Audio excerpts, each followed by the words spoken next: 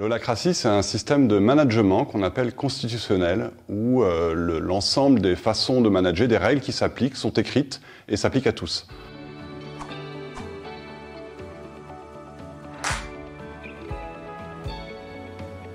Dans la pratique, c'est un système de délégation des responsabilités qui est très structuré et très explicite pour l'ensemble des collaborateurs.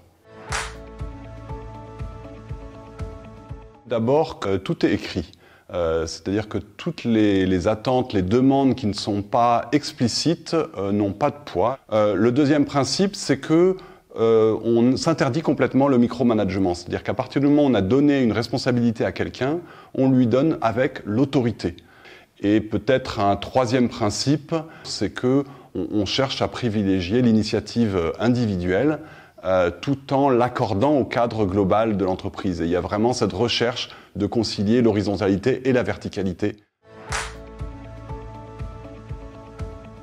En tant que dirigeant, le bénéfice concret, c'est qu'on a nettement moins besoin de moi. C'est-à-dire que je peux partir 2 ou 3 mois en vacances et l'entreprise continue de tourner.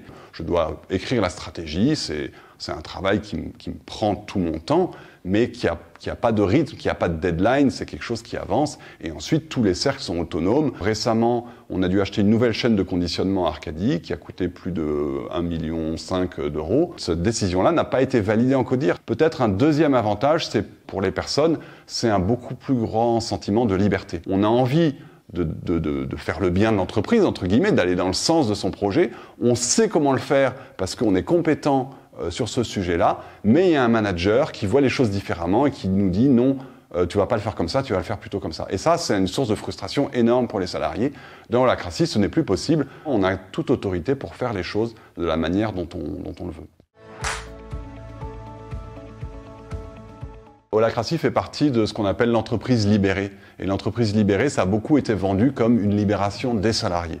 Dans la pratique, c'est pas si évident parce que finalement, avoir quelqu'un qui vous dit quoi faire et qui porte la responsabilité finalement des décisions qui sont prises, ça peut être assez confortable pour beaucoup de gens. Et donc quand tout d'un coup, il n'y a plus quelqu'un qui me dit quoi faire et quand je fais quelque chose, je dois en prendre la responsabilité parce qu'il n'y a pas quelqu'un qui m'a validé, ça peut être inconfortable pour certains.